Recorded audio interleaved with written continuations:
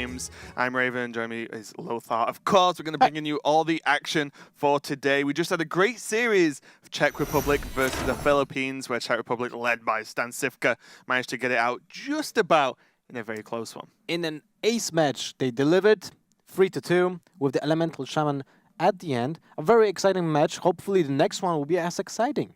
Yeah, and the next one, we do have a great one coming out. It's going to be, I've been looking forward to this matchup since I knew it was happening on day one. It's going to be South Korea versus Greece, two countries that are very have a strong history in Hearthstone. And established players. Yeah, very established players. And, South Korea for me is one a country I'm rooting for quite heavily. There's a lot of great players on there. Handsome Guy, Downey, Kranich, Flurry. That team is scary indeed. That is definitely true. On the other hand, we have Greece with players like Logan, like a boss, who's actually very an insane amount of HCT points. Yep. Then we have Defilor, who is also playing now for Team Millennium, if I remember correctly. Cebu, he wasn't really that, let's say, present on the scene as well as the other three, but still is a formidable player here. Yeah, I think because Greece is so well known with so many players, it's hard to be make a huge impact in general because there's so many just big streamers, big players, and overall. But going back to South Korea, Handsome Guy, the highest point earner basically in terms of just pure dominance in HCT last year. He won 2 of the 3 championships for Asia Pacific and only lost 1, and lost 1 to his teammate who's on this team and good friend who's Downey. And they're actually physically got together for this match today, so they're going to be hanging out together while they play. And then with the other Korean teams, you can check out the group they're in as well. Yeah, we're jumping to Group D from the previous group: South Korea, Greece, Hong Kong, Hungary, Portugal, and Slovakia. So we have a small talk about this group before. It seems like the best teams are actually right now in the game. Yeah, I think these two, South Korea and Greece, are probably going to be hinged as the top 2 teams in this group. But definitely going to be great to see what comes out of the rest of the teams here, especially Portugal. Looking forward to seeing Hong Kong as well. Yeah.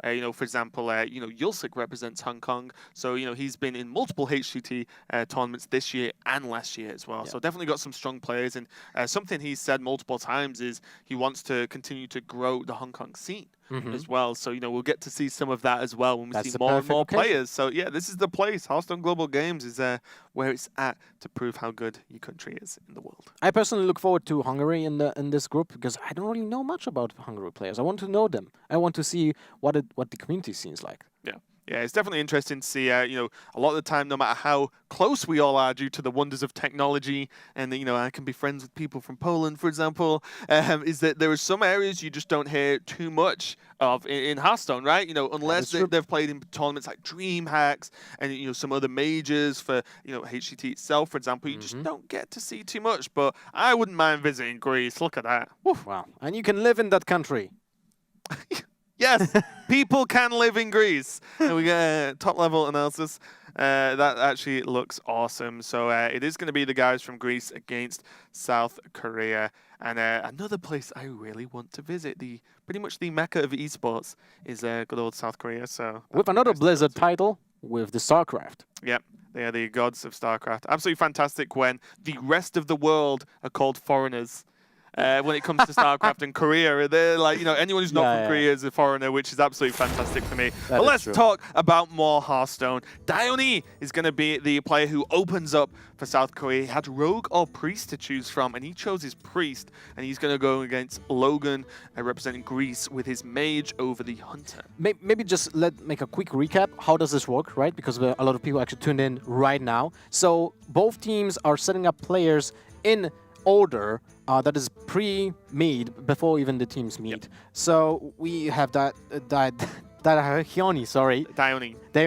against Logan. Then we have Flurry against Like a Boss, Handsome Guy against Cebu, Kranich against Defilor, and they will choose the classes when they know what the opponent is and what classes does he have. Yep. basically. Yeah, so imagine this as one best of 5, but each player is a deck, effectively. You know, that's the easiest way. So once Dione has played Logan, which is Priest versus Mage, then we'll move on to Flurry versus like a boss, like you said. And then they'll pick what class they want to play out of their 2 options.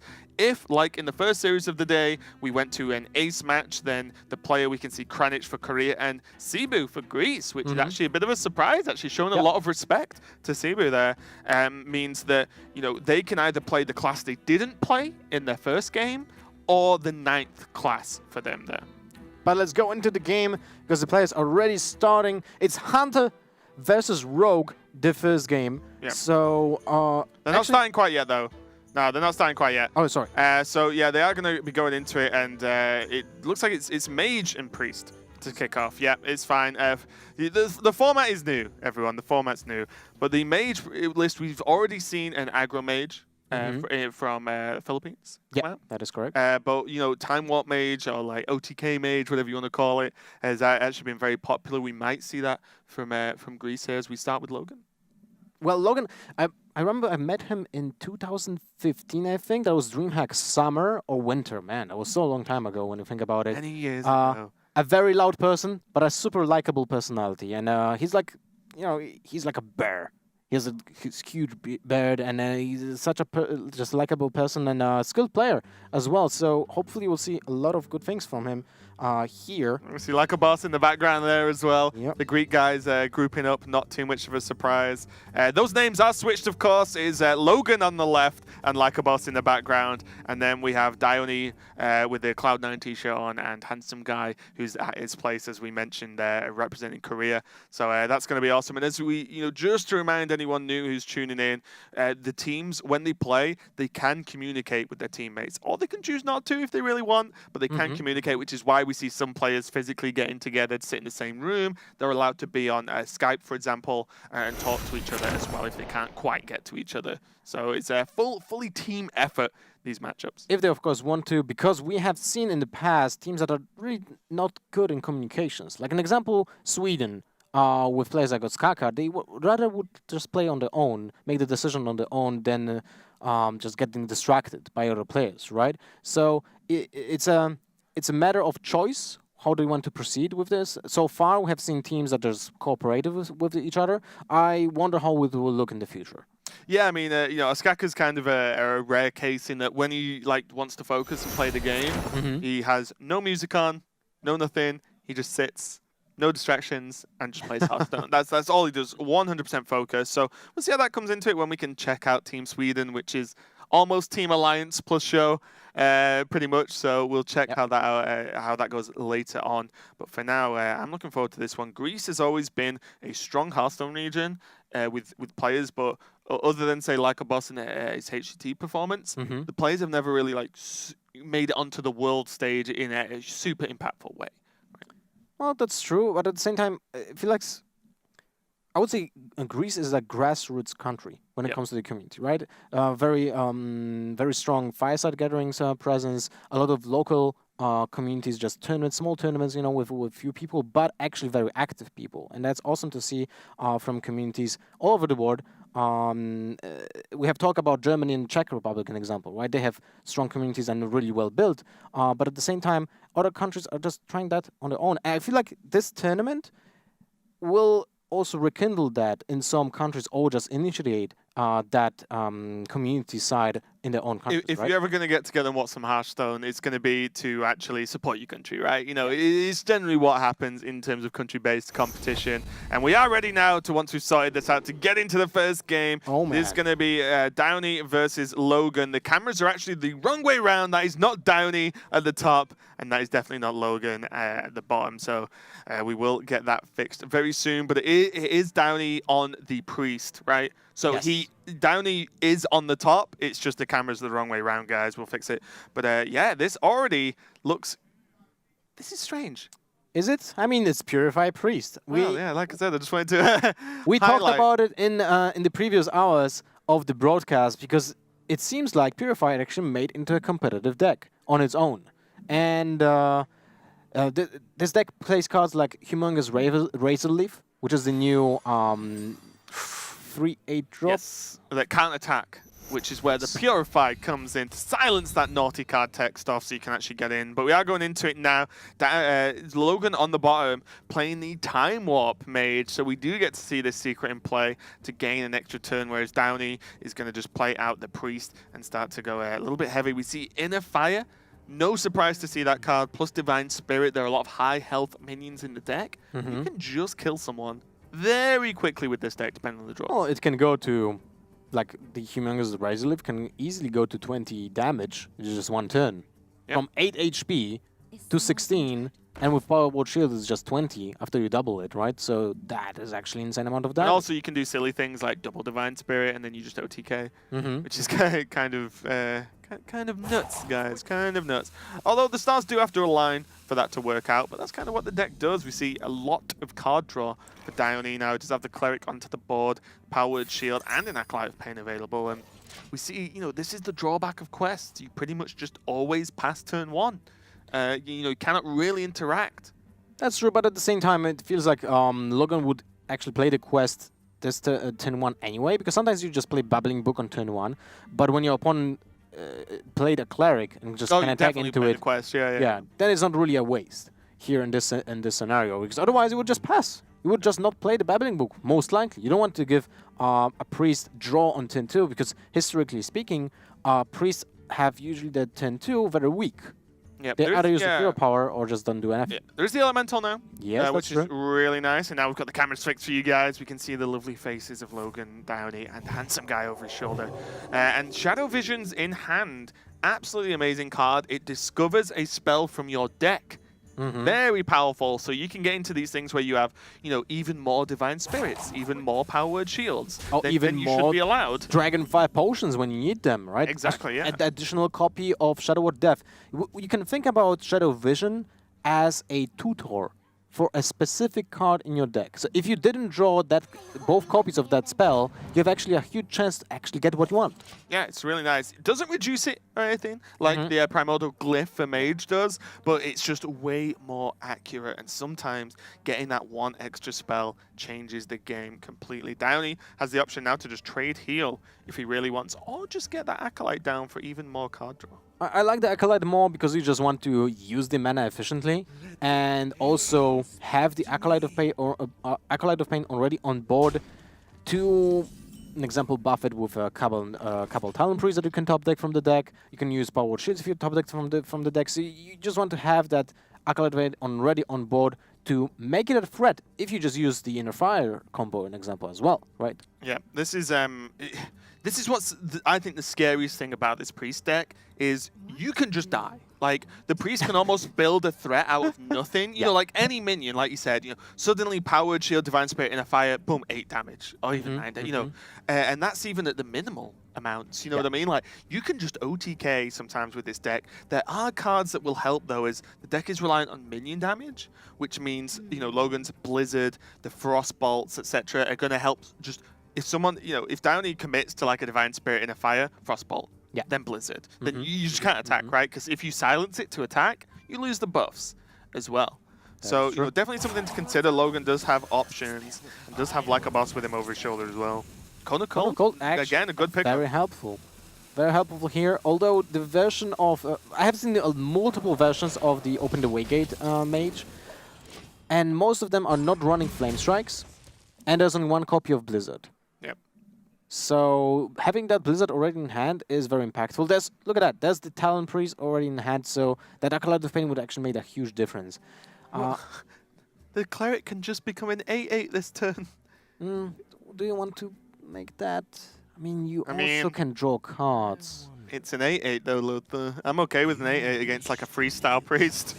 This is what I mean. Like, what started off as a 1/3, obviously it's had Powered Shield, but can just suddenly become a Mountain Giant that draws a card when healed. Like, it's crazy that the threats just come out of nowhere. This Cone of Cold going to be very, very useful for Logan here. He can chain Cone of Cold into Coin Blizzard, deal 3 damage to all the minions, although they can heal. But in this case, within this Priest, I don't think there's a Circle of Healing in that deck. Oh, there's an Nova though. I don't think so, no. Yeah. I'm not 100%. I'll have to admit, I'm not.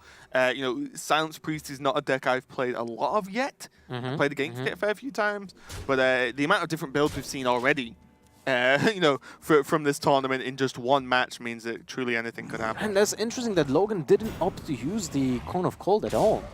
He's okay with getting 9 damage to the face. Look how much the guys are laughing like down. He's like, I just got him for 8. Yeah, and now I've just made another 8/8. Holy moly. Yeah. To be honest, I didn't anticipate that. I thought that if I would be the priest in this case, I would have perceived the situation as, yes, I'm going to deal 8 damage, and then I put my opponent into a situation where he needs to use the burn to deal with that. Yeah. Or some kind of stall, right? He needs to do something. But, Logan decided to dig a little deeper, and sometimes that is the right play. Freeze Mage, although this deck isn't Freeze Mage, it's close. It's very akin to, I can take X damage for 1 more turn. And then I'll, change stalls. Because now, look, double Frost Nova, Cone of Cold, Blizzard. Like, Logan can just not allow Downey to attack for the future. The foreseeable future. 3-4 turns, basically, now. And that is many turns, Lothar. Like, 4 turns of your opponent not being able to attack you is kind of ridiculous. That is true, especially when you face a priest which doesn't run any burn from the hand. Unless he runs Mind Blast, but that's not happening. So, small chance of just dying, even when you're like on 1 HP. Yeah. And also, bear in mind. Never mind. Well, the minions cannot be silenced to attack, because if they do, they lose all of their power. You have Talon Priest, which has 3 attacks. That's something. Imagine if Logan would actually be at 3, he would just die. Maybe even Purify is good here. Purify develop the Watcher. I mean, develop the Watcher, Purify on it. No, because you can silence the Watcher next turn. Yeah, but Purify draws you a card. But know your opponent will have more freeze effects. Yeah, so you want to silence next turn. Yeah, but if you want to get your opponent like, catch him off guard, you can use both silences next turn, deal 7 damage. If you draw additional way of dealing damage, you're able to kill him next turn. Yeah. Okay. Let's see where he goes for. Wow, the Dirty Rat in this deck is nuts as well, just because of the fact that you can actually get out the Sorcerer's Apprentice and kill it instantly. And you need the Sorcerer's Apprentice. There's a Divine Spirit and another Silence as well. Well, Divine Spirit is not really helpful. You just get Silence and just silence this turn, and then double Silence next turn. Oh, no, sorry, he needs the 2 mana to play the Watcher, yeah. So now he can triple Silence if he really wants for a total of 8 damage. But, we'll see. Well, he could have used one of the Silence to just he could have used actual Silence and push for 3, yeah. Yeah, push for 3, puts his opponent at 6, then he needs to freeze the board and develop a secret, so the only option would be Frost Nova. I wonder. And Logan didn't show the Frost Nova last turn because he coined out Cone of Cold. Yeah. Which is not, ideal since it actually damages the minions, so his opponent can heal. So it's not sold out, he didn't sold out the Frost Nova in his hand at all. Yep. Yeah, this is very tricky for both players here, because there is still an opportunity that Downey just gets frozen out of this game, like, completely. Because if, once the Ice Barrier comes down into Frost Nova, even if there's a Silence, the Ice Barrier adds so much more health. There's still a large chance of drawing ice blocks, and then suddenly, Logan is kind of like ticking away on that secret as well. So I think it's on 3 already. So, and he's still got the Cone of Cold, to go up to 4 as well. So there's still opportunities for Logan to just bust out this game. Oh, he was getting close to not play anything. Okay, well, there's 7. 7 damage available. And a card draw. Oh. Inner fight. Wait, is that lethal? No. Because all the minions that he silences can do attacks. He can silence, heal to 5. That's 8. It's going to discover the options are Purify Potion of Madness. That's one additional Does Potion of Madness get it him? Wait, Powered Shield gets to 5 to 7. That's 7. Oh, yeah, it doesn't matter, he can shield. But does he have enough mana to do that? Silence. He has lethal with Powered Shield, right? I think so. Powered Shield on the Ancient Watcher. No, you can't do that. You need to heal first. You silence. That's silence first.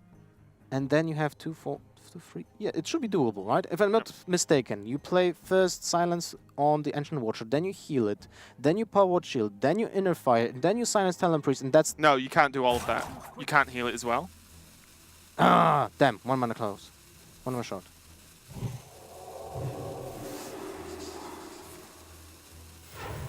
Okay, it's just gonna basically just say, okay, next turn I got you. Mm-hmm. Ooh, was there ever a point to save the Not powered sure. shield there so you can silence again? If it gets frozen? It's easy for us to say because we can see all the freezes, but you know, if so far you've seen like the Blizzard, you're probably expecting this kind of stall version as opposed to any kind of I think most versions that try to OTK run so many freezes anyway. So we'll see how it plays out here. Downey still has a few options. The Potion of Madness could be nice for an extra 1 damage if these minions stick to the board. Logan might be better off trading them away actually if he's ever even thinks about Potion of Madness as a card. Usually you don't think about Potion of Madness when you play against a priest. Second because you don't think about it, it happens and you lose. Yeah. That's the worry. you lose a minion with Death Rattle, and you're like, oh my god, I just lost a card, Will you or just the Death die? Rattle effect, yeah. So, in this case, Time runs out on me. I think like you need to play the Ice Barrier this turn, just to play around another way of silencing your... I mean, you know that your opponent is running a lot of silences, right? Has to be the case. Yeah. So now that's just the secret is Ice Barrier, so not going to be enough Divine yet. Spirit. He has Divine Spirit and Inner Fire. This So gets he's- very tricky because every single time Downey wants to try and set up lethal here over the past couple of turns, he's had to like stall and stall and stall and not quite get it. And I think he has to just buy time again. So if he uses Silence right now, the Ancient Water gets to 4/5. Plays around a random secret, I guess. He could do, yeah. Although he saw the Cone of Colds were discovered, right? Not discovered, but like were from random effects. So if he's keeping count of the amount of effects that have happened, he's just got to test for the secret though. Ice Barrier's proc. So now Downey knows exactly what he needs to do. So he has 10 damage. Can he do any more? Did he just miscount? It's just gonna hit him. Doesn't care. Yeah. You can only freeze me for so long, friend. But I think he kind of miscounted because he was pointing out the heal on the Ancient Water. So he silenced and then he pointed out the heal. He thought he can actually heal it back to 7 after he past silenced, it, you know? yeah. Because that would have been lethal. Yep. Archaeologist. Gonna pull out the ice block, no doubt. Yep, there we go. So there's one more turn for Logan. The power of that card is absolutely huge. No more silences for Downey, but well, that's actually a big deal. No more silences in his hand will not help him with attacking after the freezes, and Logan can now still has 2 turns to just heal. Sorry, not heal To get to the quest. yeah, to freeze the board and just get the parts that he needs. Cold Light Oracle is actually pretty helpful as well here. What do you think about? Now you need to develop the Frost block. The ice block. I just was thinking about Frost Nova, Cold Light Oracle, to get the pieces out as soon as possible, because yeah, maybe you can just finish off the game without having ice block. I out. think you might just get Nova'd. That's the problem. You could just die to Yeah, Nova. that's true. You don't want to throw a game because you were too this extra greedy, right? Like if they just have Nova, game, like that's it. And Logan said done for the day to a certain extent. Downey now is just gonna, after this freeze, just gonna heal up, continue drawing more cards, trying to get more options. And also That was a Silcom healing. All right. I mean, okay. Oh, you can probably block. That's actually amazing. That is actually amazing. Potion of Madness, get him! So there's a block proc, and now it is no more options available yet for Logan. A lot of card draw, and one Frost Nova left, but is that going to be enough? He also draws 2 cards right now. Divine Spirit and another Dirty Rat. Silence. Well, shouldn't he do that first if he was planning on doing it?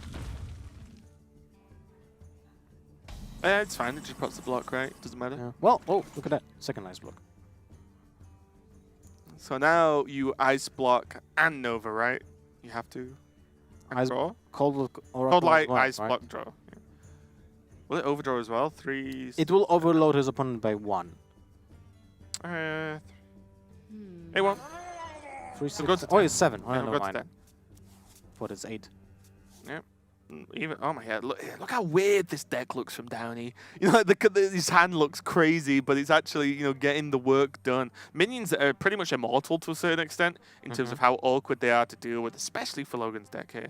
Finally, a Doomsayer, but even with silence in hand, there's just no real fear. Yeah. He's gonna try and mill him. Well, there's actually no more cards for the priest. Yeah, Downey just drew approximately 1,000 cards. Ooh, Shadow Visions. Well, it was pointless. It's just Shadow Visions, Yeah. Shadow Visions, and Shadow Visions. Yeah, so that is all of his cards. No, gone. it doesn't work this way, right? When your Oh, deck it is was empty. the last card, right? Yeah. So yeah, that would have been the Ice Block proc now, and now it's all on Logan. No more defensive options really, apart from that Frost Nova, and he will know there's still silences left. So is there a way for Logan to actually win the game? If he draws Molten Reflection, it's still not enough. He would have to get card draw, and that's GG, basically. No more way of OTKing if your opponent will just kill the Sorcerer's Apprentice, and that's most likely happening this turn. Looks like Downey's going to use the silence, of course. So, although Purify hurts you, right? You draw 1 card, which is 1 fatigue. But your opponent is able to deal 18 damage. But the problem is, you can't purify your opponent's minion, as we well know. So silence is actually just more powerful to be able to silence out an opponent's minion or your own. So we'll see how this goes now. Being full attacks here for Downey, being able to prop the block, and all on Logan to do something quite spectacular here. Without the second Sorcerer's Apprentice, I think that's GG. Well, obviously he doesn't know it, but he can assume that in those 9 cards left in his opponent's hand, there will be at least 1 silence effect. You would imagine so. He's going to even draw. Kabbalist Tome. Not going to help. 1 more card that can help you in this situation. Not really happening. So it has to be Doomsayer Frost Nova. And that's about it. Cross the fingers. Hope for the best. Well, wait. Can he get a spell that will chain a reaction to overdraw him and kill him with fatigue? Because heal all minions from Kabbalist Tome? I don't think so. Because they're class specific, right? Too bad. There's 1 fatigue for Downey, but it is not going to matter. He's even going to silence. Okay, the plant. That was his weapon of choice. He was like, what do I want to kill my opponent with? And it is the huge carnivorous plant indeed. So humongous Razor Leaf actually finishes up the game. Yeah, it's actually amazing. We see Purify Priest brought to a tournament by one of Korea's top players, and it winning. Most importantly, Downey is victorious for South Korea, going 1-0 up over Greece.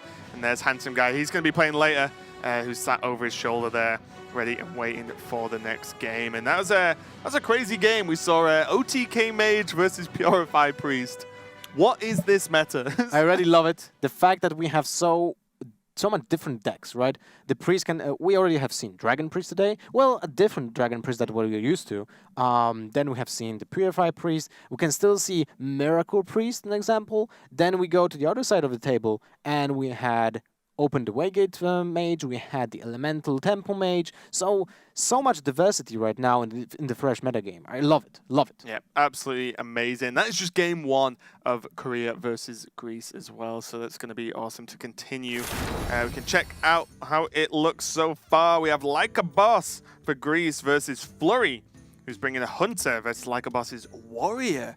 Very nice pick. If this warrior is Taunt Warrior, Hunter generally has a very good matchup, in my experience at least, as you can just apply so much heavy pressure. Your death rattles are a real pain to deal with as well, and the fact that you can just generate additional beasts as well with macaws, for example, you can get so much more value. It does depend on the Hunter build though, definitely, so we'll see how that works out. Well, I love the mid-range Hunters with the Hydra as well, with the new 8/8 drop for 5 mana. It's actually so huge. It destroys every single taunt that the warrior can play and just go through that. The damage on your own face doesn't really matter. Hunter doesn't care about its own life, You just want to finish the game before your opponent can kill you, and that means the any big creature that will just help out clearing out the taunts is super valuable. Imagine the curve. Just you play Beast Macau on 1, Crackling Resomore on 2, turn 3, whatever. turn 4 Huntmaster on a Turn 3, beast. one of the many turn 3 options. Well, you have a lot of Yeah. hunt. Like 3 mana drop is like the most common spot for hunters. There's so many useful cards that you can play on turn 3. Turn 4 Huntmaster, turn 5 Hydra, turn 6 7 Highmane. How do you deal with that? You don't. That's the answer. It's really tough. It's really tough. But yeah, and we even saw some players actually bringing cards like Hunter's Mark into the list. We saw, I think Camlin was playing it in Throne of Cards, because that just also deals with a lot of the Taunt Warrior issues. They put up like Primordial Drake. Oh, that's a lot of health. Oh wait, now it's 1. You know, it's really good. So we'll see how that plays out now. We can see the players getting ready like a boss. Was sat with Logan, so he's got Logan next to him anyway. Flurry there chilling. Flurry actually has some great achievements in the OGN Hearthstone Masters as well, which is the Korean sort of biggest tournament over there, tournament circuit. He's very good. And he very narrowly missed out in HCT last year. He was just he lost to Yulsik in the semi-finals to be able to make it through to BlizzCon actually. So he came very, very close. That's painful, man. Yeah.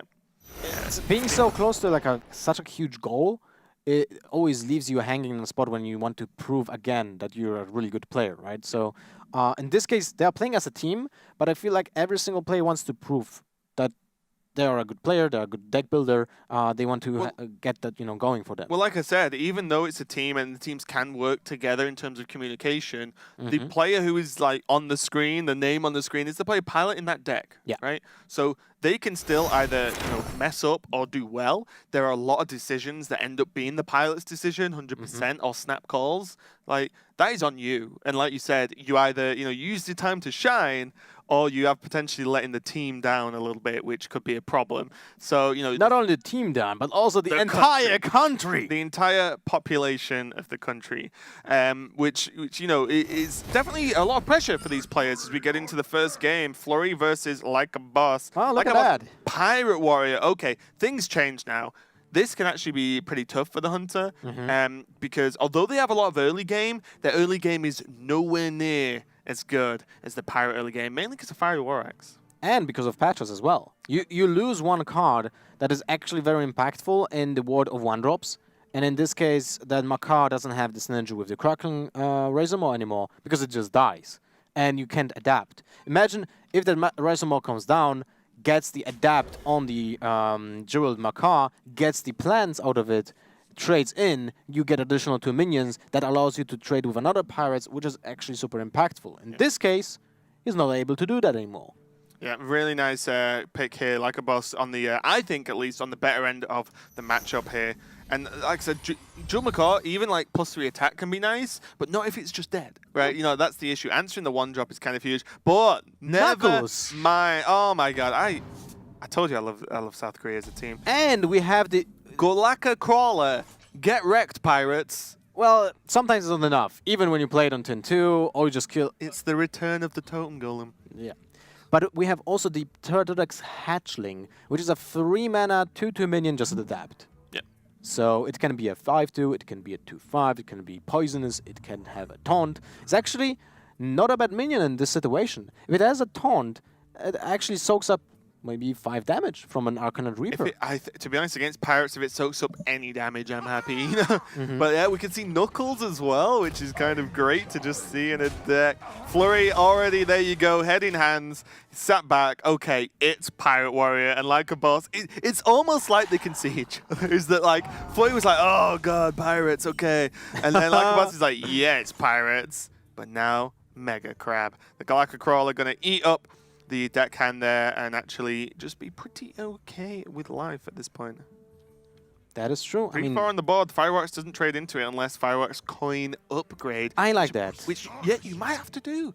I like it because it just puts another really impactful weapon on the board. It's 8 damage to the face. Still good. I love Flurry. He was actually my pick for winter. Oh, really? Yeah, he was one for the APAC region to get through. Yeah, Flurry was actually my pick. He didn't quite make it, but I do love the guy. Imagine the game without that upgrade here on the Hero Warx. What was it? Divine Shield. Nice. Not That's bad. good. Not bad. Build your own mini-bot. Whew. 1 mana off now because the coin was used for the upgrade. Cannot put out the deckhand and the cultist. I would... This is a weird turn as well. You can deckhand trade to kill off the minion, because the problem is it's a beast and you go into turn 4. What if there's Houndmaster? 4/4 Divine Shield against Pirate Warrior? Taunt? I'll take it. Really bad, yeah? Yeah, I'll take it. So I mean, it's not even Houndmaster. It can be Crackling Razormaw as well. yeah, there are options, but so there's the double trade, although it feels to 6 damage into a 2/2. It feels horrendous. Or, can just drop the Bloodsail Cultist this turn and just say, look, you probably can't kill it, but you might be able to, because as he said, Razormaw changes everything. Poisonous. Poisonous attack. +3 attack, right? Yeah. Wind Fury. Well, then you die. Then your own minion but you dies, still but trade still, up. yeah, but it's still fine. It's a free drop against a free drop, so it's like it's an even case. And you gain the momentum, right? Yes, but at the same time, I feel like Hunters outvalues the minions of the Pirate Warrior, so only the weapons can bring the warrior back into the game.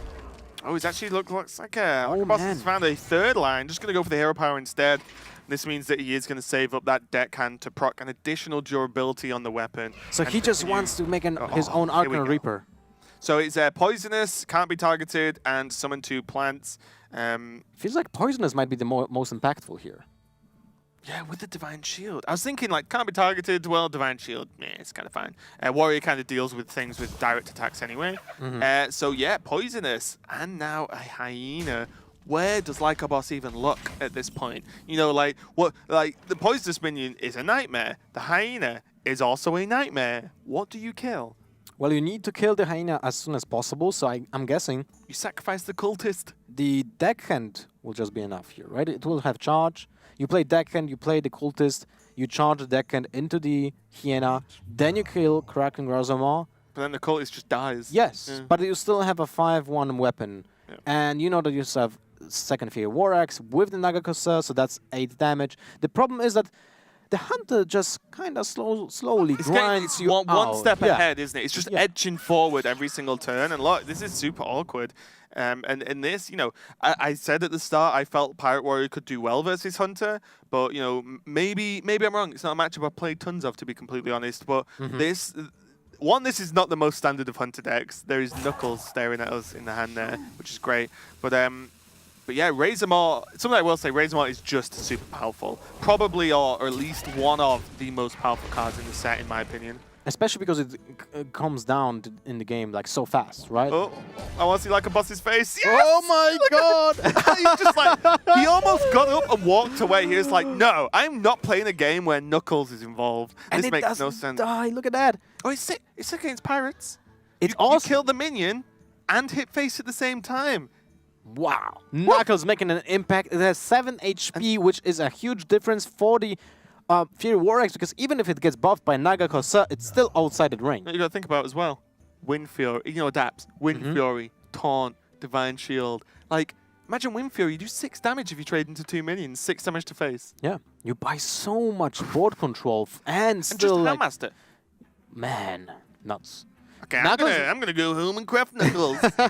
Well, I have 2 decks that I really want to play when I'm gonna get back to the hotel. One will be Stan Sivka's Warlock, Yeah. and second one will be Knuckles.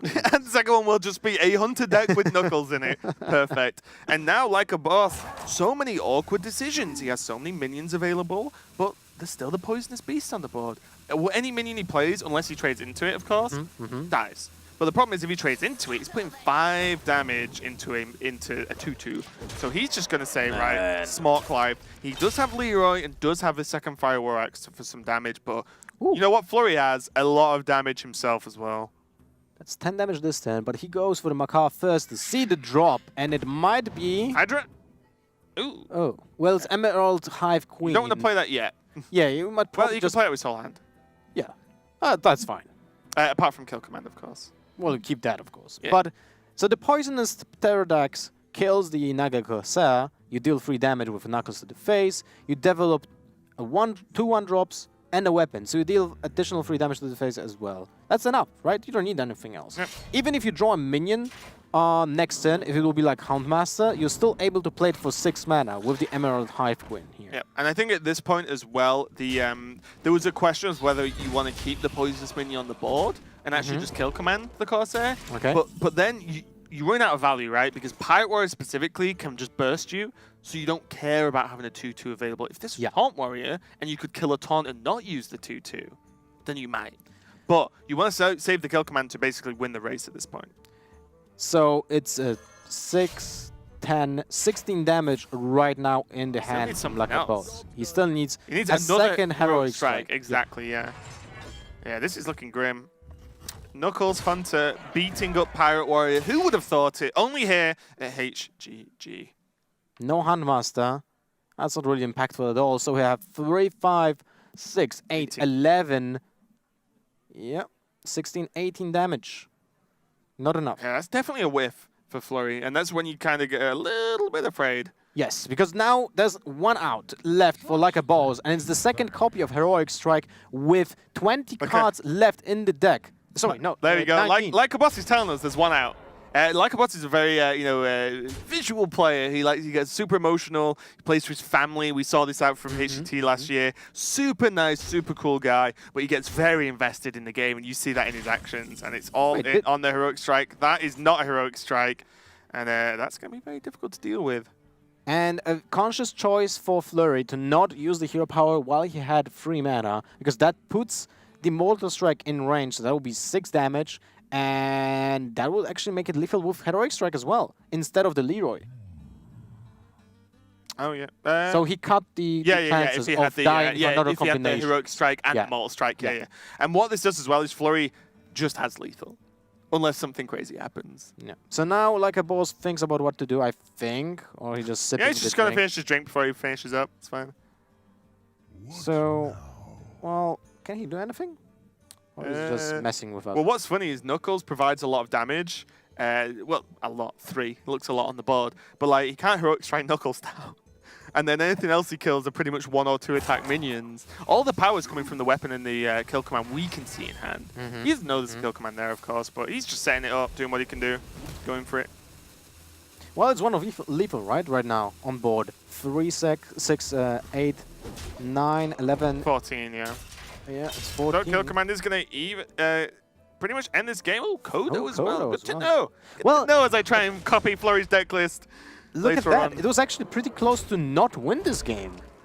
Without the kill command, he wouldn't be able to do that. Also, because of the fact that he didn't hero power last turn, to just play around the Mortal If he didn't have kill command, he would have hero powered. Yeah. But that is going to be it. Flurry takes game 2 of South Korea versus Greece. Yeah.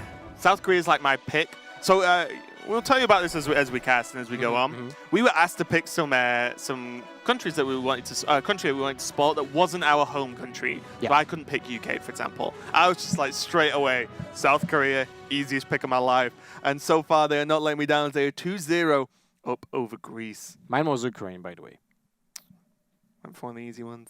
But yeah, what a match so far. Like, these deck lists are crazy. We're seeing Silence Priest, Purified Priest, sorry, from Dione. And then we see Flurry bring in Hunter, which looks regular-ish. The idea of Hunter is pretty straightforward, whichever way you chop it. But, Knuckles and the Kodo as well just proves that there's some sort of, anti... You know what? Kodo is actually good against the Aliyama Smiths and Bloodtooth Braves from Tall Warrior. So, cool deck building ideas, and I expect nothing less, one from South Korea, but also just from everyone in general as we step forward through this expansion. The next matchup that's going to be is Handsome Guy, multiple-time HCT Championship winner versus Cebu from Greece on the Shaman, Handsome Guy on the Druid. Wow. Ooh, first Druid of the day. So, one thing that I just wanted to add about the game that we just saw, because still, I need to add that. The Galaka Crawler actually saved 2 damage. Yep. And that was enough to not die in the final turn. But now let's go to the Druid. We have basically 2 archetypes of Druid that are playable right now. That will be the Aggro Druid, which is very explosive, but can whiff as well, because it has just a plethora of 1-drops, living mana as well, which we kind of like during evaluation of cards. It was really tough to say if this card gonna be playable or not. Right? It's such a weird effect. It felt good, but you didn't know how strong the deck as a whole was going to be, right? Exactly. I think that's the key. You can see the players just getting ready as well. Handsome Guy and Downey just swap places. Like, put me in, coach. All right. And the second archetype of the Druid is the, let's say, Ramp Druid without the quest. So it plays 5 attack minions, but it doesn't play the quest, because usually when you had played like 5 minions with 5 attack while playing Druid, you probably will win. so it doesn't need to have the quest. There's also a third archetype, and it's one you may have heard of. It's called Jade Druid. Fino and Ladder has been doing very well with it. LVG has actually brought it to China Championships. All right. So it's a Jade Druid. There's a couple of new cards in there, but predominantly it's Jade Druid. So there's still a chance that it could be good old Jade. So I know everyone loves Jade Druid and everyone loves watching it. Especially me. Yeah, especially Lothar next to me. Absolutely loves Jade Druid. It's his true passion. His favourite colour is green. And yeah, so, there is a chance we might see the Jade Druid come out to play. And the Shaman, we've only seen Elemental. So far, Yes. Variances on Elemental, like double Volcano was super cool to see from Czech Republic. From what we saw of the Philippines team, seems fairly standard, fairly straightforward, which is what you feel an Elemental deck kind of is, at least in Shaman. But yeah, we might see something else out of Greece. Well, we might still see like an aggressive Shaman, right? Didn't really lose. I mean, they did lose Trog, an example, but there's still a lot of very powerful one drops. Like Glacier Shard is actually, when you think about it, a very powerful minion. It deals additional damage because it freezes out weapons out of the opponents, right? So it's pretty Really strong tempo card. Yeah. We saw that for earlier on, right? You just freeze the Mana Worm on turn 1. You suddenly the Mana Worm just skips a turn. Okay, gives me an additional turn to develop. And then buys a hero power from the mage on turn 3, which is super awkward for the mage. So we are getting into it, and Handsome Guy is actually rocking the aggro/token druid by the looks of things, and Cebu is, probably not Jade Shaman. This just looks like the Shaman everyone else is running with the early Shaman with a few Jade cards in it. Jade Lightning, Jade Claws, and Aya are the main ones. Eggnapper. Oh my. Okay. So. Okay, Genzo is one of my favorite cards, even though no one plays him. Handsome Guy is now my favorite player ever because I bought many packs just to get the dust to craft Golden Genzo. I have him on my collection because look at him, he's holding Hearthstone cards. Well, he's insane. Oh my god, Handsome Guy, my hero. So he's the guy that plays ladder every single month on every single server to get all the card backs. Yep, exactly. And then buys, every single pre-order, limited editions of Overwatch. Yeah, Genzo doesn't mess around. Genzo is a pretty legit Hearthstone player. I've played him a few times. Good friend of mine. Like I said, have him in gold. But in general, Handsome Guy is running the overall sort of token aggro deck. We see the Ravasar run, the Eggnapper as well, which is another... The art in this expansion is ridiculous. Oh, man. Okay. Oh. Lightning Bolt, Lava Burst, Master Portal, Pharaoh Spirit. That screams either control or aggro. Yeah. Because Lava Burst is still a good card for control decks. It's just a good removal. 5 damage. It gives you the overload, but it can still be used as a control tool or just a finisher. Yeah, there is, I believe LVGE that I was talking about earlier as well is actually bringing an aggro Shaman list to the China Championships as well. So there is a chance that this is a very similar list. All right, let's see what is happening for Handsome Guy. He has the coin, but the run without 2 minions already on board is not really good options. I'm guessing he will just want to play Eggnapper on turn 2. Oh, wait, what? Sometimes you just got to get something on the board if you're the aggro deck, right? Even if it's not great. Gonna go for the coin. That's very interesting. So he wants to play Mark of Shaw on the next turn, get a draw, get a 4/4 beast on the board, deal some damage. But this will not get anywhere with, Cebu's answer, right? If he wants to lightning bolt it. Well, he can just trade deck and... Oh, no, he can't. has no weapon. Yeah, that's what I mean. So now the question is, how afraid are you? So an idea against token, or any token deck really, any aggro token deck, is that you just kill everything at all cost. Do not let them buff stuff, right? But one, is Cebu going to be, that has he played this against this deck much? 2, is he going to feel the need to just kill a 2/2 that should be more because it lost its adaptability because there are no other minions on board? Maybe he thinks it's okay because the hand is so bad. But my worry is when a druid like this doesn't have a good 1-drop or a good 2-drop, probably means they've got buffs in hand. I think that's a pretty fair nod. So I would be worried, but we'll see if Cebu has any ideas of his own here. If he lightning bolts, it locks out his Feral Spirit next turn, which is very important as well. That's true, but he's going for the lightning bolt, and discipline. And look at the Handsome Guy's face. He's like, oh no, lightning bolt! I didn't anticipate that. Like, no one uses lightning bolts nowadays, right? Oh, but you got me to throw into the board. Very enchanting Raven indeed. Which is not perfect, but you can just refill the board with a 2/2. It's better than hero parrying this turn, as this asks another question of Cebu. And now Cebu's suffering from the Lothar affliction of drawing patches every single game, as Lothar's managed to draw patches 12 out of 15 games that we were watching yesterday or something like that. Yeah, it was quite horrendous. It was actually a ludicrous number of times. I can empathize with Siwo right now. This is a horrible feeling. And now this doesn't look great at all. Well, now he can't clear. Can he just commit with the Maelstrom portal? I think he has to, right? He just deals 1 damage, gets one minion on. Maelstrom against tokens. But those tokens will be huge. They will not die. That's why you the roll Maelstrom spell portal. damage, don't. Ah, all right. Monload. Now I know. Have you never played Shaman before? It's two mana spell damage to him. Done. Well, you can just play Wild with Justica Trueheart and just pick That's true. that totem every single time and get that Maelstrom portal to +4. Right, what does he do? This is from turn 1. Cebu's had some awkward plays here. And the problem is Handsome Guy's just going to rock Eggnapper next turn, probably. And then start to really stack up the board. He's going to hold back. I told you. He's going to hold back and just go for the totem this turn. Oh, all right. Well, this is a fantastic draw. You might actually think, when you saw the Lightning Bolt, you might actually think your opponent might be playing Hex, but at the same time, if he's like pure aggro deck, he will not be playing Hex at all. Yep. So, Eggnapper into Innervate Mark is actually good spot here. Then you trade the Enchanted Raven on the totem. You can't leave that around when you know that the opponent's actually running a lot of spells. Yep. So having an Eggnapper that's a 5/3, I think it's better than a 4/4 Raven because it doesn't die to Eggnapper's not a beast. Maelstrom. All right. No, that's the thing. Eggnapper, I'm pretty certain, is not in fact a beast. Well, he does look like a turtle, right? But it's a Tortolan. Yeah, Tortolan. Yeah. So I think he's actually classed as humanoid, even though that's not a tribe, of course. Well, you can still play the Mark of Show, just not draw a card, right?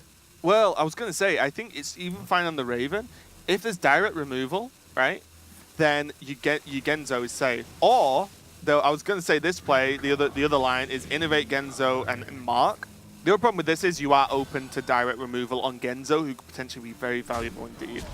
And now it will eat the Lava Burst, right? You can't really allow this to live. Cebu's like, what does that card do again? Was Genzo in Ungaro? It's like, I've not seen that card. It's like, no, he wasn't. He's been here a while. Just waiting for his moment to shine, in Hearthstone Global Games is where that shining was happening. Well, and Cebu can't really allow that. This is just too much card advantage, too much damage. He needs to play Lava Genzo Burst. cannot attack. Yeah. Like, Genzo just cannot attack. It's too Definitely strong. when you know that your opponent is running a Druid that can empty his hand really fast. So that single attack from Genzo will actually buy so much damage for the Druid. It's probably game. One attack of Genzo might actually mean game here. Yeah, I generally think this. I'm surprised Cebu's taking this long over the over this turn, because you cannot allow Genzo to attack. The second Genzo attacks and gets any value, you're in trouble, because that value is instantly translated. It's not like Jeeves, where the draws happen after the turn. They happen on the turn. Yeah. So you just fill your hand and then start playing cards. So it is going to eat the Lava Burst. We do see Bloodsail Corsair come out, and then Handsome Guy. And No Downey. patches. Yeah, that's probably what they said. I do not speak Korean, but not that we can hear them anyway. But lip reading, all I saw there was patches in hand. They actually just raised in the chairs a little bit, you know? Ooh. All right. Eggnapper, anyway, you were right. This is a Tortolan. It's not a beast. It will not draw a card from Mark of Shar. He's cheeky though. But in this Don't case, trust that smile. Handsome Guy knows there's a patches in the hand, so it can trade with the Tortolan, with the Eggnapper, and then play Maelstrom Portal if needed. Then they will get another patches and trade into the Raven. Ah, yeah, it's the old Maelstrom into patches play. Yep. Yeah, I think this is reasonable though, because that's a worst case, I would say. And if that happens, then the odds on the charge coming out are very slim. So your Raven is alive, and then you Mark of Yasharaj into a draw, right? So True. But there's also a chance to just use Feral Spirits right now, because in theory it trades with both minions, and your opponent did use one Mark of Lotus already. So the other thing that can be played will be a Mark of Ashar, which usually is being played as a one-off in those decks, unless you're super heavy on beasts, then you play both copies. yeah, I think it's going to be very important for whatever Cebu decides to do here. He needs the Flame Wreath down next turn. Mm-hmm. He can Feral Spirit and still Flame Wreath, of course, Mm-hmm. but he needs it. He needs something that is going to try and contest the race, basically, that is difficult for Handsome Guy to deal with. Again, we do not know deck lists. Deck lists are hidden from their opponents, from us, so there could be, you know, there could be naturalized in the deck for all we know. There probably isn't, but there could be. So, you know, getting the Flame Wreath down means that there's a big opportunity to be able to race here. Oh And I my. think that's what Cebu needs to do. Cleric, not too shabby at all, but Handsome Guy is going to be able to deal with this with a Mark of Yashiraj. Savage Draw, not what he's after. Definitely looking for a cheap one-drop here to get the runt out as well with the hero power, with the buff. Did he get? Oh, there's an Got him. Ardent Squire. Perfect. Now the runt will actually get the adapt mechanic out. Probably wants to look at something like health, actually, because of that Savage Draw. You just want your board to stick, and then Savage Draw out. Well, it can have Death Rattle with the plants as well. True. And you've just seen Maelstrom, so it's reasonable. Mm-hmm. What else can you get? I mean, attack is not that bad in general as well. If you don't have anything else like Oh, the health, attack's look, you're playing an aggressive deck, okay? Attack's always fancy. let's see, +1/+1, taunt and stealth. Well, it seems like +1/+1 it is. I think you just make it a 3/3. Yep. Still a good minion. Reasonable. 2 mana, 3/3. Would have played that, right? Yeah. Hammer of Twilight. Look at that, it's 10-5. For actually 6. Oh, Let's see. he's got a sick turn. You can just hammer into deckhand, clear everything but the Squire. So then suddenly, Siru's in a very nice spot. Handsome Guy on 0 cards, pretty much. Yeah, and that deck doesn't really have a card draw apart from that Genzo, I'm guessing. Genzo, Mark of Yashiraj, we've seen. Probably not. No, I think it might rely on a living mana. Not as card draw, but the fact that you don't have mana to play any cards anyway afterwards. So you kind of just use your 2/2s to just battle with the board, and then over the course of a turn or two, you've drawn enough cards to carry on again. You know Kind what's of like a funny stall. with living mana is that your opponent might actually not kill any minions, just not to give you mana for Savage Roar. Yeah. Oh no, you always have 3, right? You can only put 7 minions on the board. Well, oh if yeah, you, if you, on th- the that's max when turn, you, on the yeah, max that's turn. like Yeah. 10-10. Yeah. So he's going to clear up this. This is nice. This is opening up a huge turn next turn as his Flame Wreath Faceless into Feral Spirit. I think Cebu has got this in the bag now. The stabilization has happened due to Handsome Guy just getting the Genzo cleared up so easily. If that Lava Burst wouldn't be in the opening hand, Oh man, game over. Cebu would have been just, man, in a horrible position. What do you think about just Flame Wreath and Feral Spirits just right now? Oh yeah, just chuck it on the board and race now. I wouldn't even mind face. I wouldn't even, mind the Twilight Hammer to the face. You create a 4/2, which is basically like the swing of the weapon next turn. This kind of aggressive deck from the Druid as well doesn't really run normally swipe Wrath. It doesn't, maybe Living Roots, but oh, is Living Roots out now actually? That's a good question. I think someone tweet me, let me know. But yeah, so this deck doesn't normally run AoE. Not that Druid has great AoE anyway. So I think you just throw it all on the board, go wide, create the elemental, and push for a serious amount of damage. You can't do anything to these 1/1s anyway, right? The Divine Shields stop you interacting with them pretty much at all. No, that's correct. Living Roots has to be out. Cebu's not with anyone in person by the looks of things, but definitely on a call with the team because he's blatantly talking to whoever to try and get some advice. Maybe just speaking to himself. Some players do Maybe. that. The thing is like This is a lot of talking to yourself, though. I might check him out afterwards and just say, "Are you okay, Cebu?" So Savage Draw is going to be the only option here to get through these Feral Spirits. well, you need to do that. You push with your face through one of those, then another one kills the second, and you go to the Shaman with 4 damage. Well, it's not a lot, but you don't really have any options. Well, that's it. Handsome Guy is definitely playing off the top here, and the top is not treating him well. He would need a Nourish, and there's nowhere in that deck that card. You just can't meet it.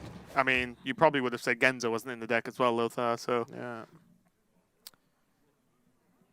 Well, how can you dig yourself out of this? So he didn't want to play Mark of the Lotus, so...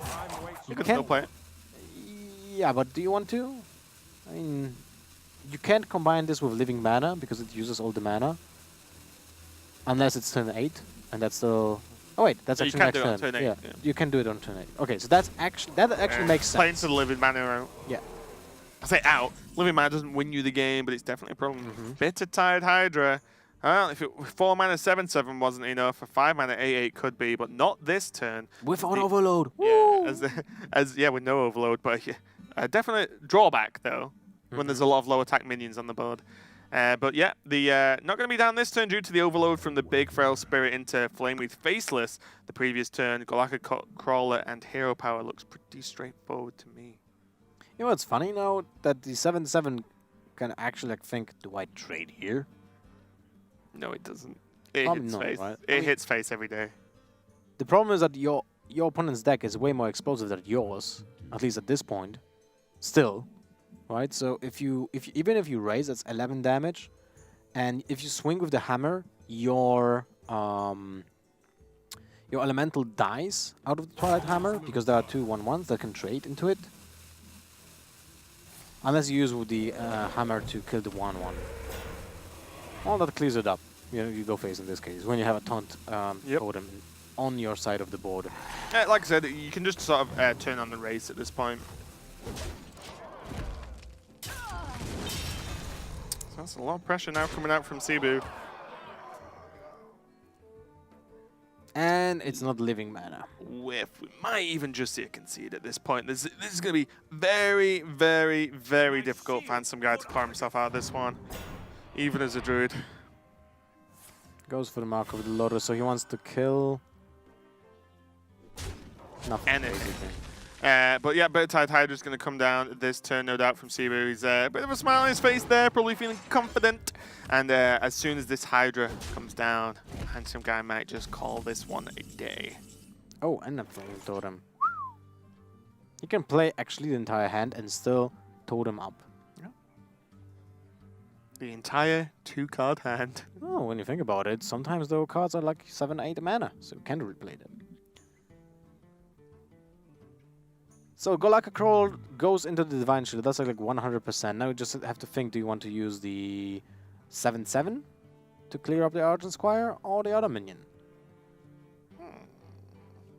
Probably the 7/7, right? Let's Probably. go wide on the board. I mean, You drop in a Hydra, you don't really care. your opponent is not even running a Oh swamp. no, you probably double trade, right?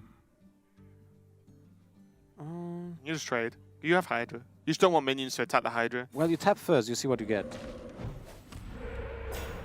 That's 2/2 minion right now.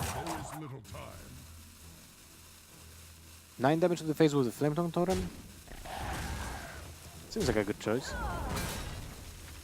I don't know like this actually. I just like it. The only way you can lose is if somehow like Handsome Guy gets 1,000,000 tokens and then hits the Hydra tons of times. You know, to kill Cebu off through the Hydra effect.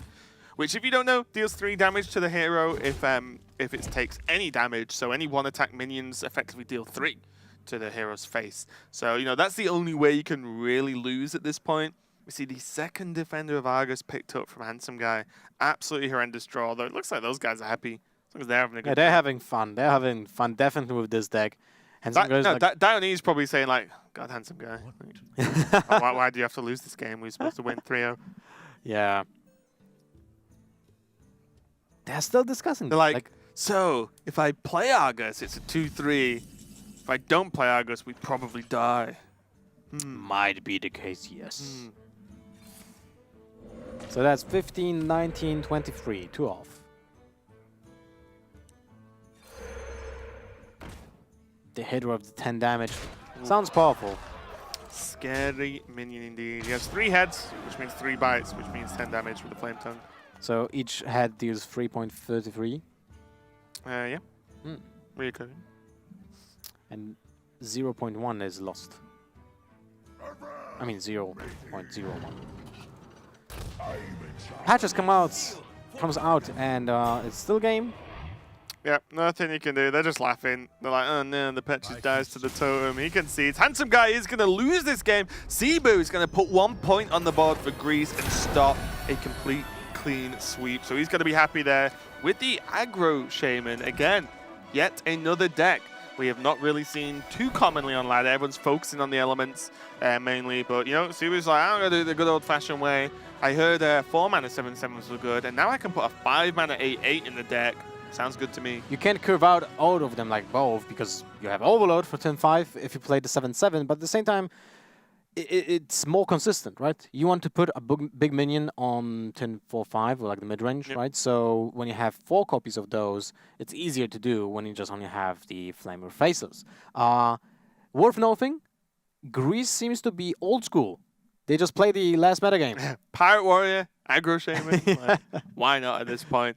But yeah, that is going to be 2-1 for Korea still. So they're still ahead, and they need one more victory coming up. And it's going to be Kranich who's going to be trying to get him that victory next versus Deathalore coming up next. Kranich going for the Mage versus Warlock. All right, so this will be an interesting. I'm guessing everyone kind of will lean towards the Open the Waygate Mage here. And I think so. It seems like is Kranich though. I think it could he be likes aggro. aggressive decks, Yeah. right? Yeah. I think it could be aggro, but Deathalore in terms of the Warlock, I imagine, I know Deathalore a little bit, and I imagine it is going to be a Zoo from him. I'd be kind of surprised if he brings Handlock, because Zoo just is, although we've not seen it yet, it's actually pretty consistent. It always was a consistent deck, right? Like, when you think Zoo, it actually is a synonym of consistency, because every single card is doing almost the same thing. Yeah. It's a minion with good stats, and you just play that on board. There are some minions that give stats to other minions, so you wait till you play the first ones. Yeah, it's just complete repeat value, right? With the lack of Power Overwhelming is now in the classic in the Hall of Fame. So you don't get as much sort of huge value trades from the 1-drops or anything like that. But in general, the minions are highly valuable. You still have Soulfires. There's the more discard card mechanics, like the legendary works well with discard. And then oh yeah, that's a good point. There's E-Cup in the background. Oh no, the German is helping the Greece. He's not involved, just to be sure, but they both play for Team Millennium, so they are actually the whole team is in France for boot camp. For this tournament, specifically, for most of them anyway, and maybe for some tournaments coming up as well. So they are boot camping, as you can see. They're in what I'm guessing is the Millennium offices.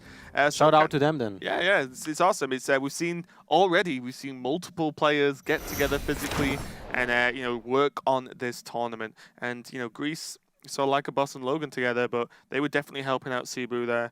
He got the win on the board, so we'll see how it turns out as Korea's throwing up Kranich with this mage. I'm looking forward to this.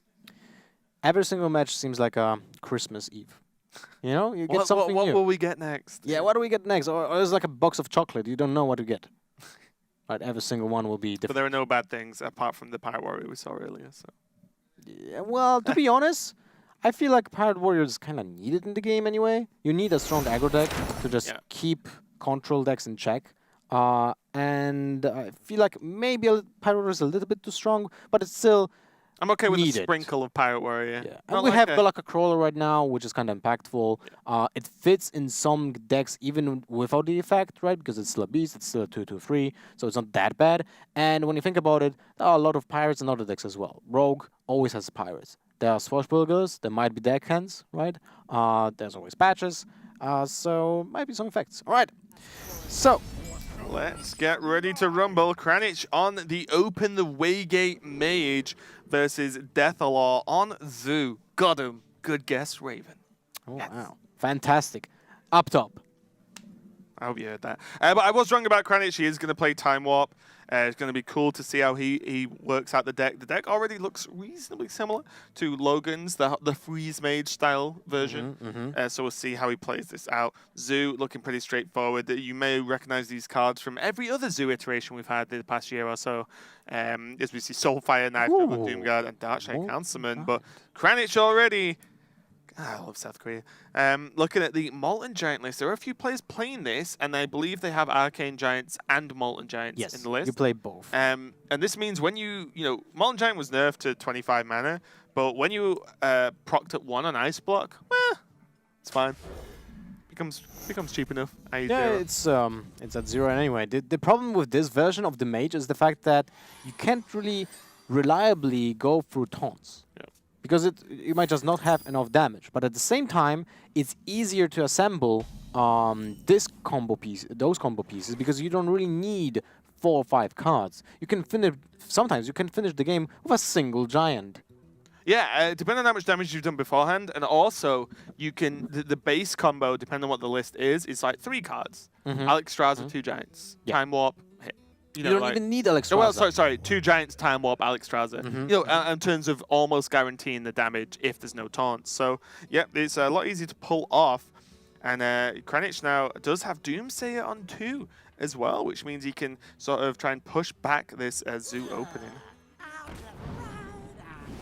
Oh, it's a good opening, I would say.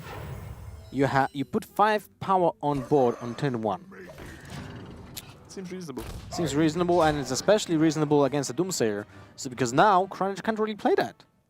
But he did draw a Frost Nova. Yeah, I think he does play it.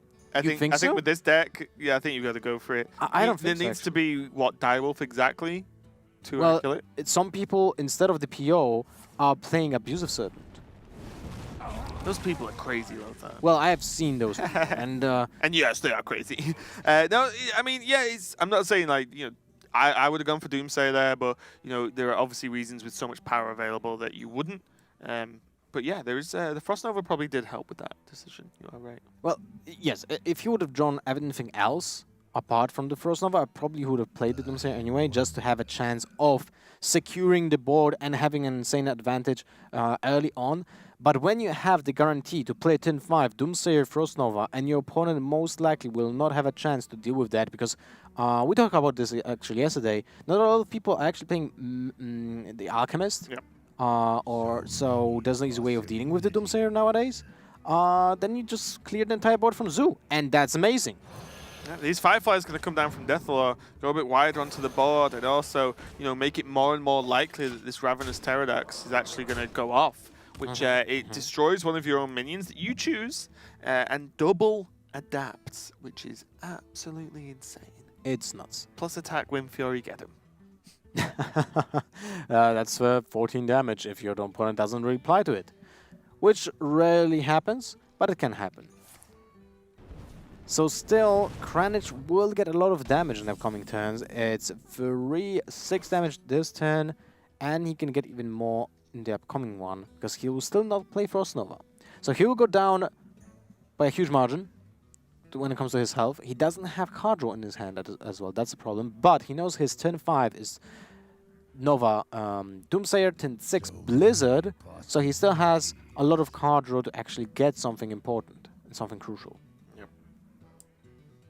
Deathlore's got the choice now to either drop down the bigger minion in the form of the Silverware Golem, or drop down 2 1-drops, or even just a 1-drop tap. But you want to put as many down as possible to try and get this Pterodax off. I would say the tap and Bloodseer Corsair, or anything else that he draws as a 1-drop, would be better, because he knows that he's getting closer to turn 5. Yeah. And that is like the Death Wish for Zoo when the just Doomsayer comes out, right, with the Frost Nova.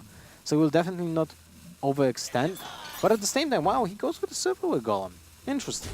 He's probably just confident that on turn 4, all of this cannot be dealt with, and if he deals with the bigger threats, Kranich has already given a nod that he wants to ping off the Flame Imp, sorry, by pinging it the previous turn. He wants to be able to ping it again, so he's already kind of given the nod that he wants to do that. And then if he pings, he only has 2 mana left. Frostbolt, say, onto the 3/3. Well, okay.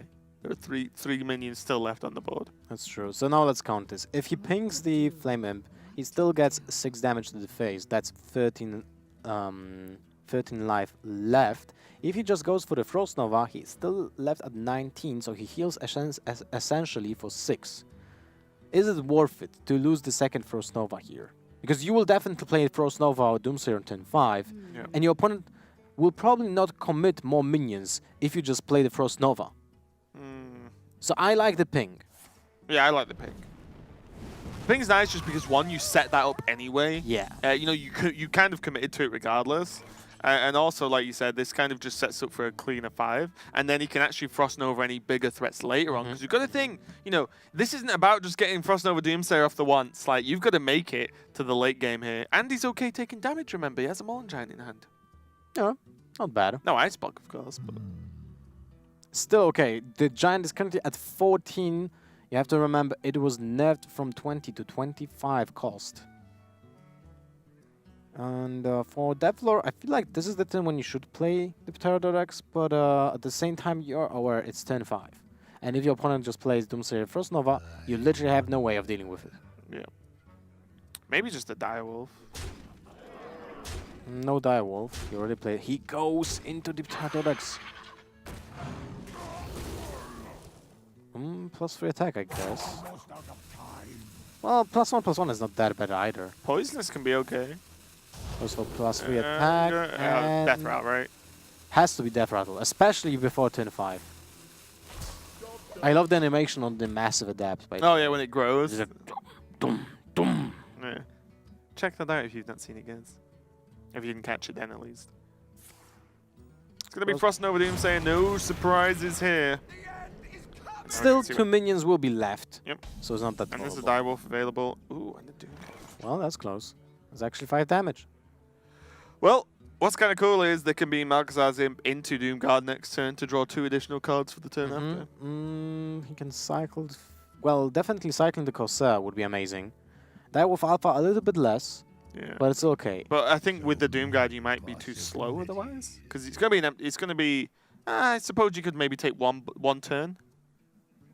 I just worry about Blizzard follow-up, because the 2 damage clears your whole board if you go Alpha into 1 drop. Yeah, that's true. Oh my! That's a great draw. Okay, now we're in business. That is a great draw because now if he just cycles through with the Golem and the Corsair, not only he draws more useful cards, but he develops the board for 0 mana. It's amazing. Huh. So, book first. Kranich is on 0 out of 6 spells so far. 0.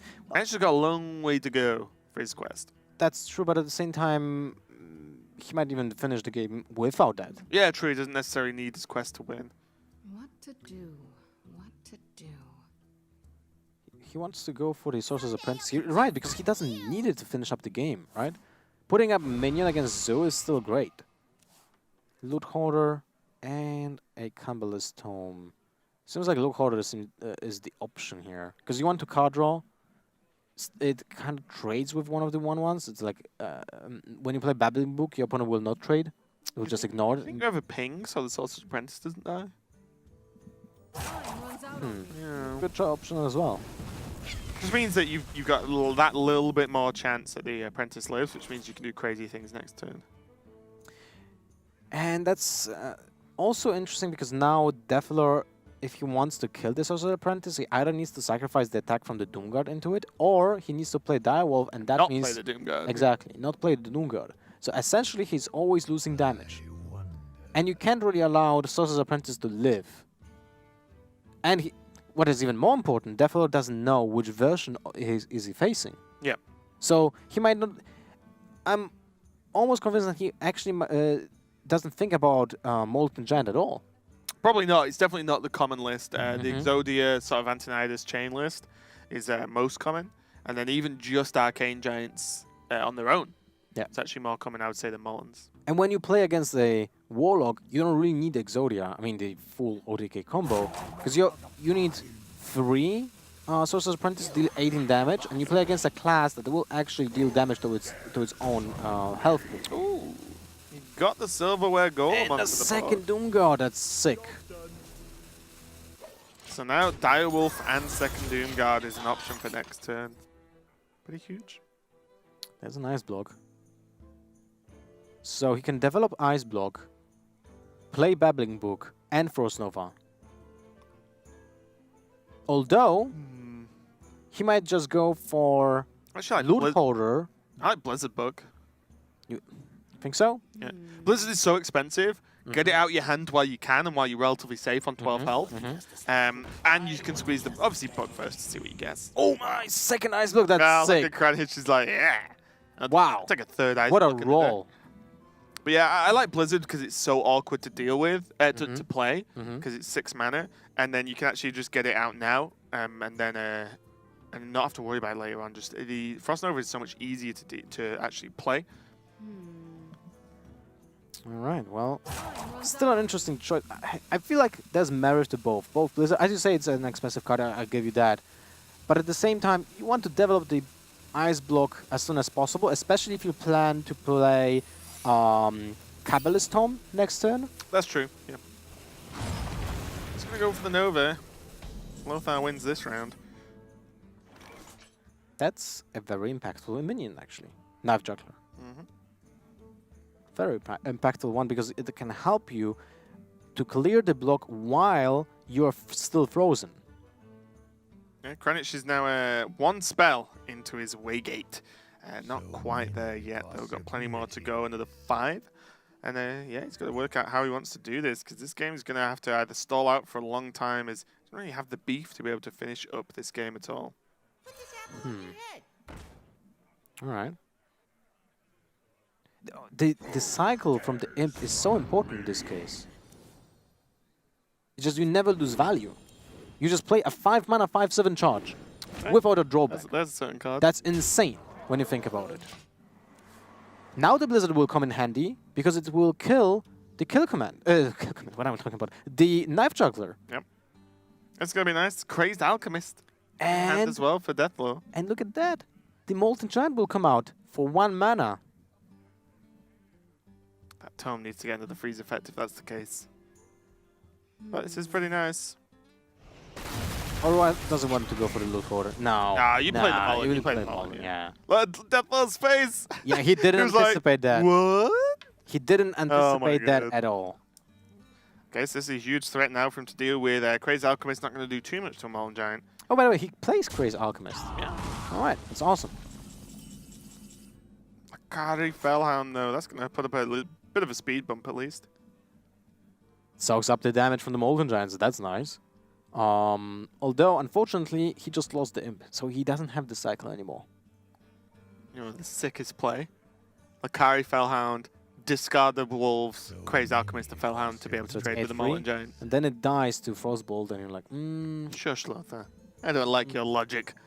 what if a Flame Strike will happen? Some people actually play one Flame Strike in the mage lists.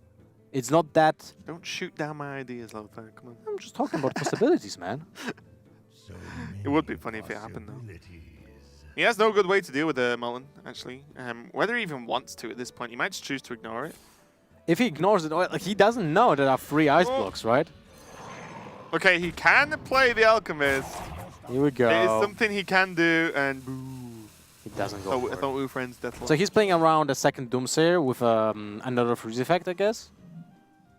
Oh, Yeah, if there's a second Doomsayer, then you're kind of in trouble, so pretty reasonable holding on to the Alchemist besides everything I was saying. Primordial Glyph opens up some doors for Kranich, though. Potentially getting another Frost Nova. I could get Polymorph. Polymorph, for example, if he wants to just deal with the Fellhound in that way. there's a lot of options. So I'm guessing there's no hurt when you just play Glyph first, right? Mana Bind, Freezing Potion, and Mirror Image. Well, if you play Mana Bind, you will get a Soulfire at some point, but that's about it. And Mirror Image soaks up some damage. In this case, it will be 6. It's not really the best Glyph I have ever seen. And I feel like Mirror Image is actually the best option here. But he goes for the Freezing Potion. Another Ice Block! Are you 4 kidding Ice me? Blocks. Are you kidding me? Oh, Volcano. Meteor, sorry. Not Volcano. Volcano's Shaman card. Meteor, I apologize. Is actually going to be very useful here. Holy moly. Also, I think there's a slight mispositioning on Deathlord's side playing the Fellhound on the far right.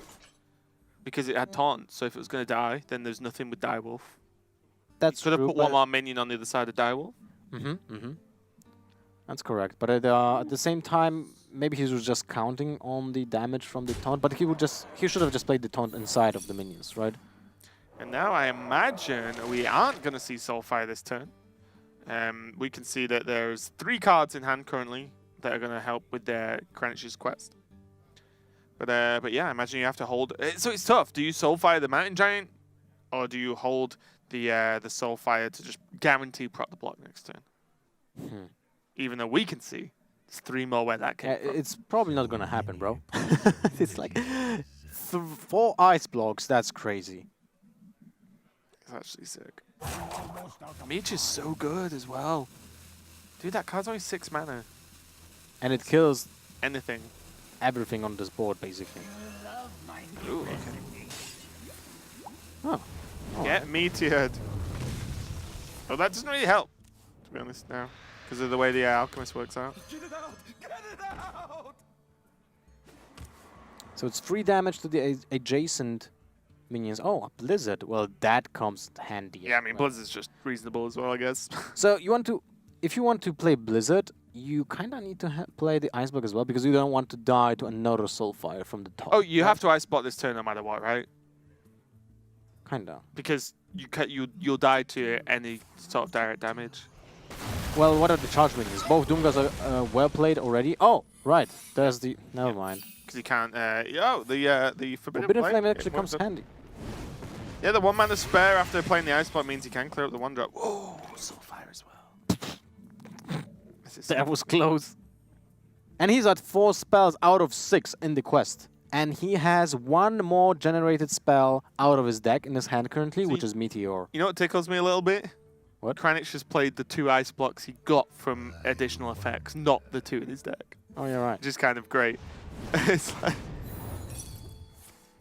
That feels like, okay, another ice block.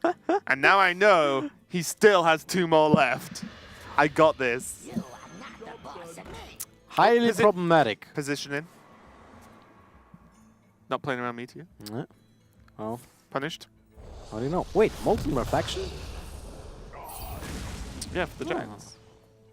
What do you need those? I mean, you have 4 giants, right? It's a cheaper Faceless. He might not play Arcane. He might actually just rely on just the Ice Block. Oh, look at that. Knife Juggler also comes in handy, because you actually popped it block. That is ridiculous. This is so funny. Deathlaw's like, this time. Nope. So Deathlaw's not been counting potentially that the 2 ice blocks first were the ones. And I was like, please, last one. It's like, nope. 1 more, friend. 1 more. This is kind of hilarious. I just want to watch Deathlaw's face. Ice block number 4. This is why we should only be allowed 2 cards of any copy. 2 copies of any card, sorry, in a deck, because this is just ridiculous. So he still has, he still has Alexstrasza in his deck, right? He's like, this cannot be ice block. This is what are the odds, guys? What are the odds? Also, these will soak up some juggles, but with no freeze effect. This means that, of course, that the block will 100% be procced.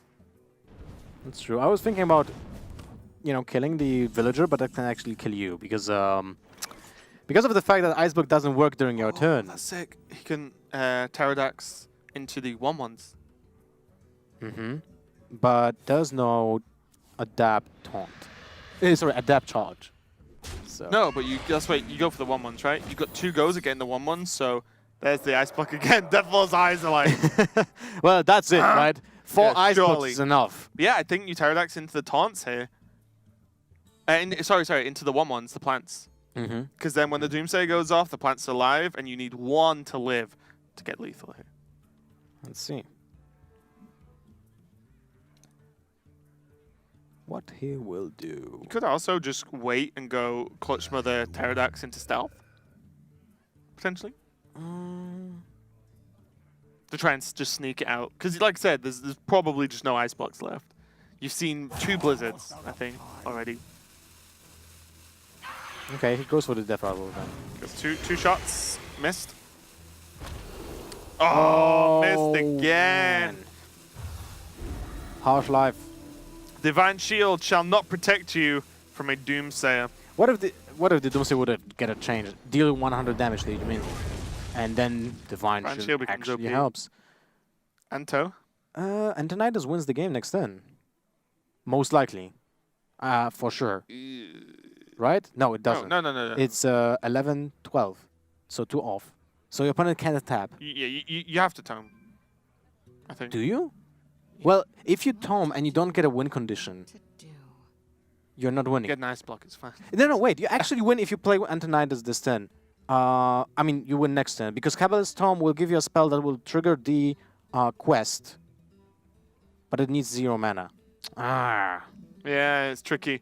So yeah, Kranich is one spell away from warping. Sorry. What if he plays Cobblestone right now and gets 0 mana? No. Boo! No ice block. Well, it is Just a wait to quest. see ice block number 5. Look at Deathlord. He's like, no way, this is a 5th one. Not like this. This is how crazy this deck is. I mean, this is extreme circumstance, of course, because 4 ice blocks, but let's see what Deathlord draws. Both Doom Guards are gone. Voidwalker not going to do it. And there's a lot of damage available here for Kranich. Well, if he just plays 2 minions, Kranich doesn't have a way of dealing with 2 minions, so he would have to go... I mean, he would have to Deathlord can't ping. tap either. He's dead next turn. Well, he doesn't know that. No, I'm just saying, like, if Deathlord taps, he's dead because of time warp. Yeah, but even if he doesn't tap, he just plays both minions, then Kranich can ping the Clutch Martyr, take a turn, and then Fireland Portal, the Voidwalker, get a 5-drop. And then ping the Clutch Mother again. Yes, and kill it. And he will still be alive for another turn, have a 5-drop on board. I mean, if this was me, like, I would just tap. It would feel bad, but I would just be like, I just need stuff on the board. I feel so as well. Yes, it's and gonna there's go live for it. tap. And that's going to be game. So we see the Wait, don't be so fast. People kind of mess up sometimes, okay. you know? Kranich doesn't. Well played, indeed. So we're going to see it should be a ping, time warp, pyroblast, couple of turns. Let's see what happens here. Kranich is taking his time. I'm kind of surprised. See? Oh, he got it. Nah, see? Never mind. We're going to see ping, time warp, gain a turn. That clock is going to get rewound. And Kranich gains 1 additional turn after this. So he clicks end turn, and it actually resets, draws an additional card. Pyroblast is going to finish it for 10.